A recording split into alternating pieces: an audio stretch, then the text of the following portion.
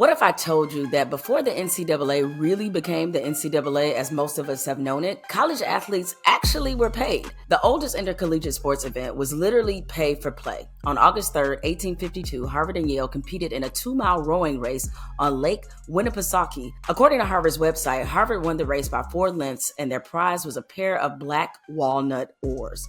But that wasn't the only prize for competing in the event. What Harvard doesn't mention on its website when it explains the history of the storied Harvard-Yale rivalry is that all the rowers received lavish gifts and unlimited alcohol just to participate because that was how the event sponsor, Montreal Railroad, bribed them into competing.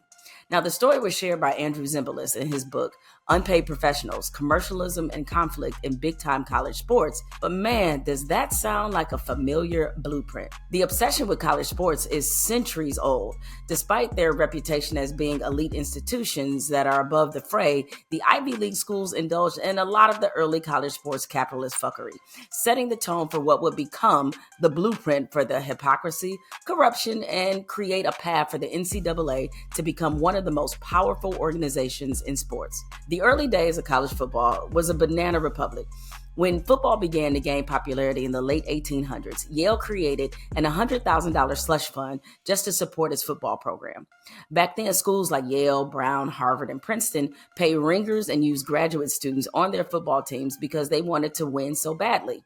In Zimbalist's book, he tells the story of how Yale got tackle James Hogan to commit by offering him free tuition, his own suite at one of the dorms, a trip to Cuba, and a job as a cigarette agent for the American Tobacco Company. Free market, baby. So what happened to all this natural capitalism? Enter President Theodore Roosevelt, the country's 26th president, a Harvard graduate, and a very big football fan. As much as President Roosevelt loved football, he couldn't ignore the obvious. Football had become extremely dangerous. A lot of people, in fact, actually wanted football to be banned, and understandably so. From 1890 to 1905, 330 college football players died. Many were killed during the game, some died after suffering catastrophic injuries, and others who played suffered disfigurement, were crippled, or dealt with other gruesome injuries. Sick of the shit, Roosevelt invited the head coaches and representatives from Harvard, Yale, and Princeton to the White House since they were the most powerful figures in football. Now, not only did Roosevelt want to save the game he loved, he also wanted to protect his son, who had begun playing football at Harvard and already had his nose broken. He wanted him to be safe. President Roosevelt issued a threat to the power brokers: either clean up the sport or he would banish it permanently. Now, soon after the gathering at the White House, the NCAA was formed. On the NCAA's website, it says the NCAA was founded in 1906 to, quote, regulate the rules of college sport and protect young athletes. I'm sure it had nothing to do with the fact that Princeton and Yale were generating $25,000 in revenue from their football games, an absurd figure back in the late 1800s. But the popular historical narrative always has been that the NCAA wasn't created to continue to generate money, when history shows us that's exactly why it was created. While other sports began to form under the NCAA's umbrella, it was clear from the beginning that college football would be a major cash cow. The problem was that the American public had mixed feelings about the role of football or sports in general on college campuses. Some people thought the strong presence of athletics undermined the true purpose of education.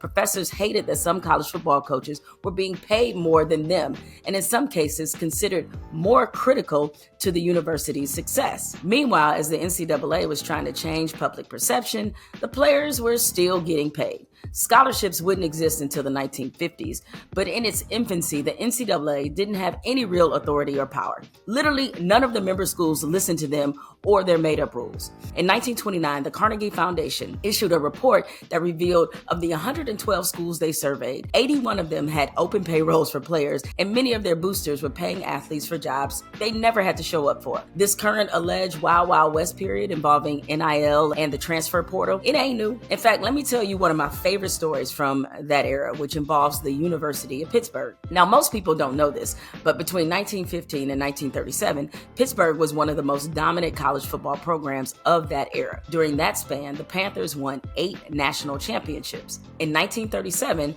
they were the defending national champions, and they appeared headed for a repeat. But the players said, hold up, we doing all the heavy lifting. They got us working janitorial jobs for $48 a month. They told the administration, ain't nobody coming to see you, Otis. They issued a set of demands before they were supposed to play in the Rose Bowl for a national championship. The players demanded 3 things to play in the Rose Bowl.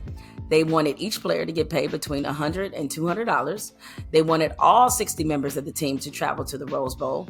And they wanted a 2-week vacation because playing in the Rose Bowl meant they had to work on Christmas. Aha! Work smarter, not harder. As for how Pittsburgh's administration responded, they gave them the quickest of hell no's. The players said, well, looks like Christmas break is going to start early for us. They voted 16-15 not to play.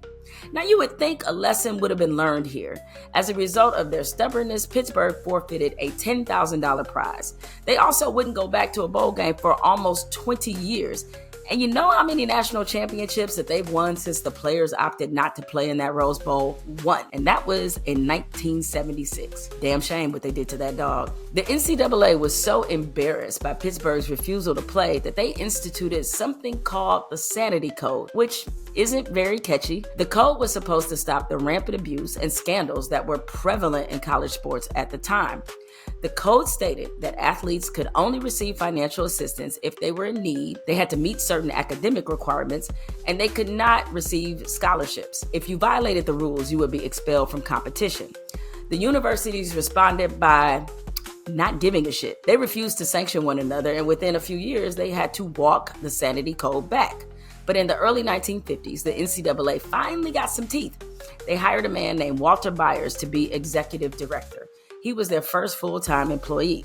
Now, Byers came along when public trust in the NCAA was pretty low and the organization was dealing with 2 very significant scandals. William and Mary had engaged in grade fixing to keep their players eligible. There also was a massive point-shaving scandal in college basketball involving the University of Kentucky, who were the reigning national champions. Somehow, Byers convinced Kentucky, which was coached by Adolph Rupp then, to accept a season-long suspension. And then he further solidified his power on some old Game of Thrones shit by taking control of the NCAA's television negotiations. But the biggest break the NCAA could have ever gotten in its early history came in 1961 when Congress passed the Sports Broadcasting Act, which banned the NFL from broadcasting games on Saturdays during the fall and much of the winter. And with Byers negotiating a TV deal for college football worth a little over $3 million per season, which was more than the NFL's TV deal at the time, the NCAA went straight on a path to becoming a powerhouse. They own Saturdays. With the money rolling in, the schools stopped resisting Byers and the NCAA ways entirely. In fact, the way Byers ruled the NCAA, you just know he was the kid who always got the pizza party canceled. He expanded the NCAA rulebook to 427 pages. It was Byers who created the term student athlete, not because he cared about students educating themselves, but because he was trying to avoid paying out a lawsuit to the widow of a football player named Ray Dennison, who shattered the base of his skull in a game and died 30 hours later. Now, Dennison's widow, Billy, sued her husband's university, Fort Lewis A&M College, for workers' compensation benefits. Byers, however, couldn't afford players to be seen as employees because that meant the NCAA would have to start sharing the money. Byers instructed schools to use the term student athlete to describe players and told them to stop referring to their teams as clubs and instead call them college teams. Now, as you see from this history, the NCAA has been hypocritical, conniving, and anti-player empowerment for a very long time. With billions of dollars in TV deals, including the one behind the upcoming college football national championship, the NCAA has become a powerful conglomerate. The NCAA does not pay taxes because they are classified as a 501c3, which is a designation the government gives to religious, charitable, or educational organizations. According to the most recent data, the NCAA generated a little over $1 billion in revenue, with much of that coming from March Madness. Now, this figure does not include the college football playoff because that is not technically run by the NCAA, but rather a group of university presidents and managers, which kind of sounds just like the NCAA, which is made up of member institutions. But FYI, beginning in 2026, ESPN will begin paying the college football playoff about $1.3 billion through 2031.